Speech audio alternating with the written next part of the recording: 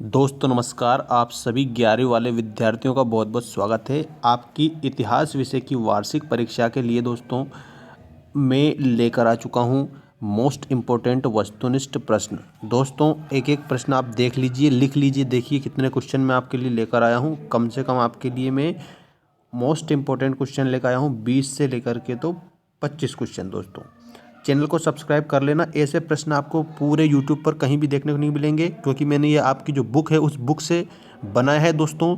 सारे के सारे वस्तुनिष्ठ प्रश्न और बिल्कुल मोस्ट इम्पोर्टेंट प्रश्न है, ये जरूर ध्यान रखिए।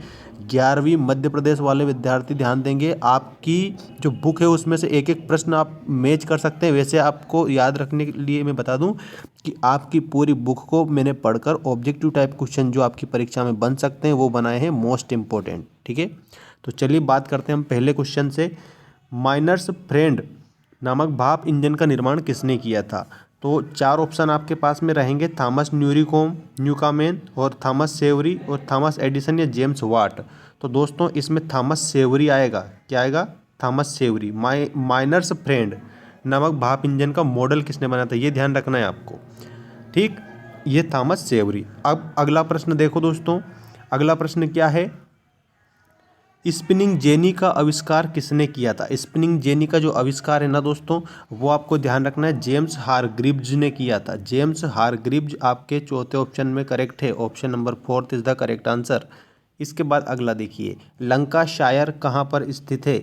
तो इसमें आपको बताना है, यह है लंकाशायर जो है इंग्लैंड में स्थित है दोस्तों। इसके बाद में अगला क्वेश्चन देखिए। अगला क्वेश्चन है, किसने धातुकर्म में क्रांति लाने का श्रेय, हाँ मतलब कि धातु कर्म में जो क्रांति लाने का श्रेय किसे दिया जाता है? अब्राहम डर्बी को दिया जाता है मेरे प्यारे दोस्तों। इसके बाद में ये देखिए, सर्वप्रथम राष्ट्रीय बैंक की स्थापना कब हुई? तो वो हुई इंग्लैंड में हुई थी। और कहाँ पर? इंग्लैंड में हुई। और एक और बात मैं बता दूं कि औद्योगिक क्रांति की जो बात की जाए ना, तो औद्योगिक क्रांति सर्वप्रथम कहाँ पर हुई? तो वो भी आपको ध्यान रखना है, इंग्लैंड में ही हुई थी। और राष्ट्रीय बैंक की स्थापना भी इंग्लैंड में हुई। और इसके बाद में भारत की अगर बात की जाए तो भारत से आप याद रखना, बैंकों का बैंक कौन सा कहलाता है? तो आरबीआई।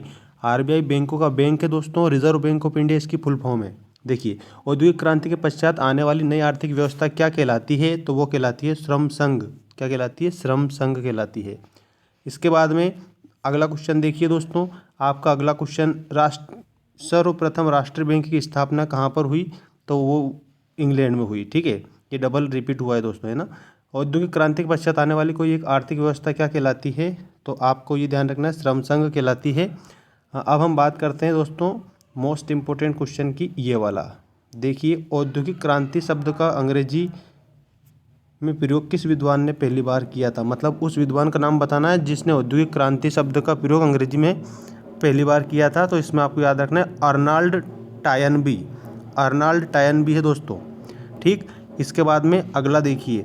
अगला जो क्वेश्चन है वो है आप लोगों का, 18वीं शताब्दी के आरंभ में यूरोपीय लोग चीन से क्या खरीदते थे? चीन में क्या खरीदते थे?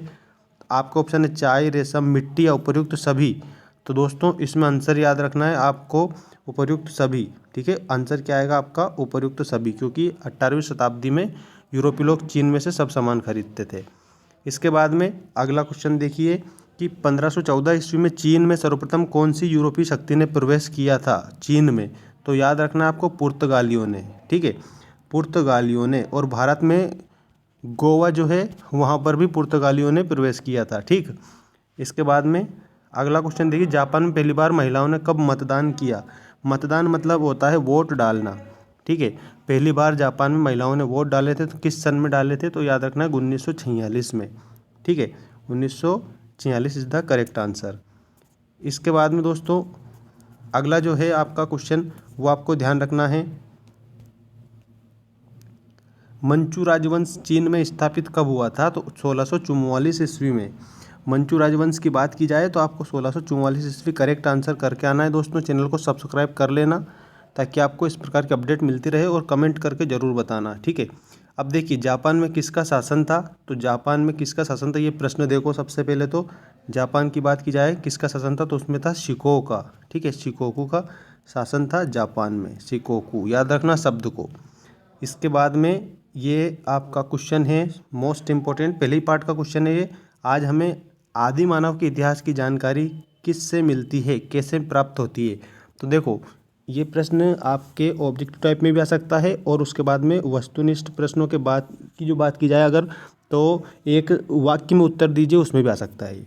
ठीक है, तो इसमें याद रखना कि आदि मानव के इतिहास की जो जानकारी हमें काय से मिलती है, जीवाश्मों से भी मिलती है, मतलब कि जो जीवों के जो अवशेष होते हैं उनसे भी मिलती है, पत्थर के औजारों से भी मिलती है कि जो उन्होंने पत्थर के औजार बनाए थे आदि मानव वगैरह ने, उनसे भी मिलती है।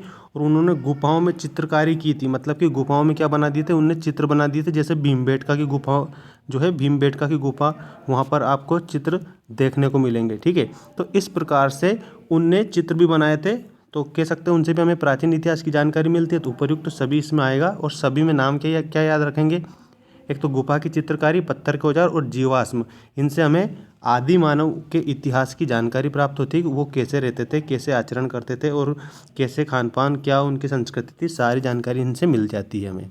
तो ये कक्षा 11वीं वाले मध्य प्रदेश के विद्यार्थियों की जो वार्षिक परीक्षा होने वाली है, ठीक है, तो उसके लिए मैंने मोस्ट इंपॉर्टेंट वीडियो बना के बता दिया दोस्तों आप लोगों के लिए। अच्छे से याद कर लीजिए इन क्वेश्चनों को और कमेंट करके ज़रूर बताइए।